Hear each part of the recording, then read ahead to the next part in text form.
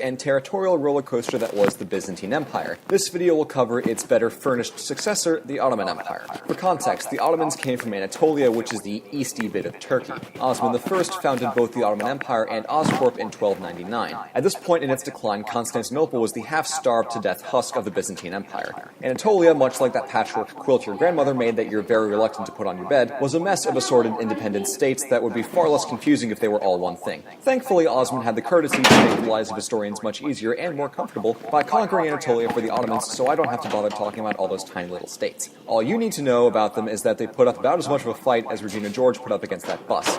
Too soon? Osman is said to have had a dream of a tree that spanned 3 continents. Symbolism much? Osman told his followers about this during his famous I Have a Dream speech in Washington, D.C. This dream of his caught on, and the Ottomans spent the next 150 years kicking ass, taking names, and taking considerable sums of land, including Constantinople. Yeah, screw that quilt. Further screwing of the quilt ensued as the empire picked up steam. Half a century after the conquest of Constantinople, Sultan Selim I pushed the empire's boundaries far eastward into the Levant and Egypt. In doing so, he solidified the Ottoman Sultanate's claim to be in the California of Islam, I think. The next sultan in line was Suleiman the Magnificent. Pretty sweet title if you ask me.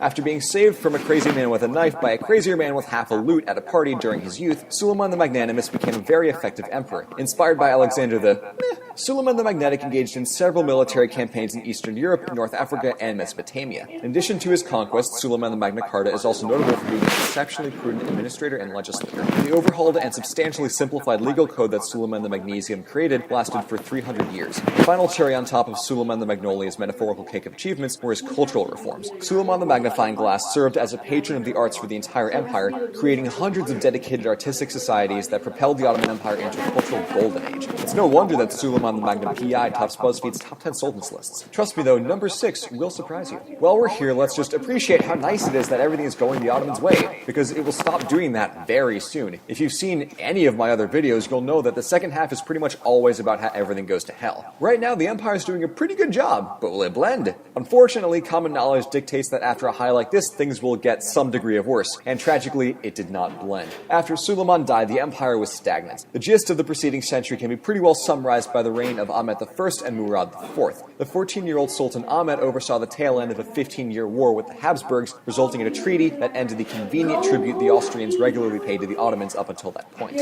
Ahmet also waged a war on Persia that cost the empire eastern Anatolia and Mesopotamia. Murad, who became sultan at the ripe age of 9, is anyone in charge of the sultan screening process here? Seriously, they're all kids! Waged another war during which those territories were reclaimed. So we're right where we were before. Well, I guess that's convenient. This period of stagnation ended with the rule of Mehmed IV, who gave much of the Sultan's power to the Ottoman Grand Viziers, who up until that point had just been in the corner playing cut the rope on their phones. While all of this stagnation business was going on, there were wars and revolts all over the place. The Europeans sent their kids to college, so they were always ahead in military technology. The Ottomans fought a series of naval wars against Portugal, a brief war with Russia and Ivan the Terrible, that Habsburg War from earlier, those 2 wars I mentioned a minute ago with Persia, all while suppressing a few revolts. The last big blow was the Great Turkish War, in which an alliance of the Holy Roman Empire, which was, by the way, neither Holy, Roman, nor an empire, but that's another video for another time, the Poles, the Venetians, the Russians, and some others joined forces. And by their powers combined, they were known as the Holy League, and they kicked the crap out of the Ottomans so badly that they ceded Central Europe and never even thought about going back there again. You know how you can set up an automated flower delivery? Well, the Holy League all pitched in to get the Ottomans an automated weekly whoop-ass delivery. This whoop-ass delivery ran through 1739 and included a war against the Russians, a war against the Austrians, and a war against the Russians and the Austrians because everyone hates the Ottomans, apparently. Thankfully, the next 3 decades following those wars were relatively peaceful because Europe was too occupied with the growing Prussian threat to bother kicking the crap out of the Ottomans anymore. This peaceful interim ended as a result of Russian-backed Ukrainians, sound familiar, who had a jog through the Ottoman town of Balta. During this jog, they stopped in for a drink of water and a sandwich at the local pub. When the barkeep served the joggers a turkey sandwich instead of the ham they asked for, in an attempt at a stupid and anachronistic joke, the Russian joggers stormed out of the bar, wrote an unfavorable Yelp review, and then killed everyone and burned the town to the ground. Some people just can't take a joke. For more on this, let's go live inside the Pierre with Glass McGlass. Now, Glass, what can you tell us? Thanks, Doc. If you take a look around, you'll see that the Russian used guns and swords to kill people and fire to burn down the town.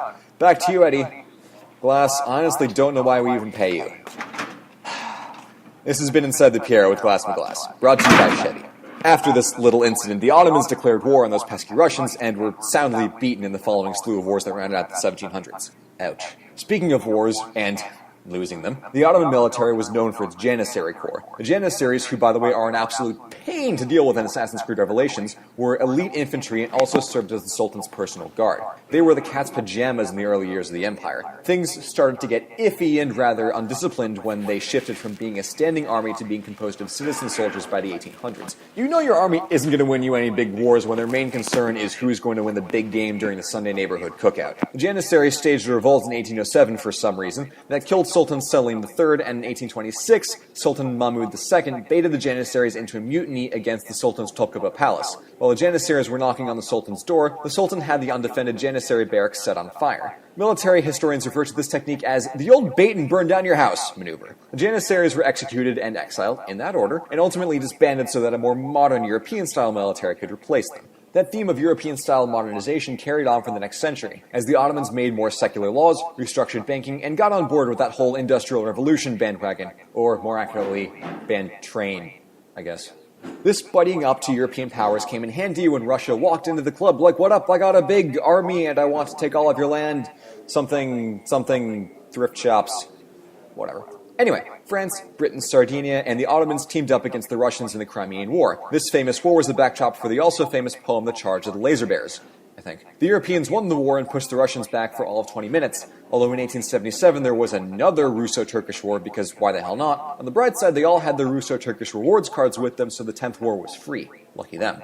On the not-so-bright side, the Russians came away from that one with a decisive win, and the posse of Ottoman-held European states insisted that they'd never met the Ottomans before and awkwardly shuffled away to get their own tables on the other side of the bar. Things got worse by the eve of World War I, as Britain, France, and Italy took away all of Ottoman-controlled Africa in the same way that your asshole friend in middle school ate one bite of your food and then forced you to give him the rest because of germs. In the early 1900s, there was some complicated internal political business that solidified the Ottoman Empire standing as the sick man of Europe. All you need to know about this was that the empire was losing territory from every direction and couldn't even keep its own government working properly. That empire was more of a mess than the aftermath of a baby that had crayons, a perfectly nice living room, and a thirst for vandalism. In 1914, there was some business with the war or something, who knows. After losing that one, too, the final nail in the coffin was the Turkish War for Independence from 1919 to 1922. The Ottoman Empire was replaced with the Republic of Turkey in 1923, after which comedians all over the world switched from one unfunny and overplayed gag to another one. Good thing I'm above that.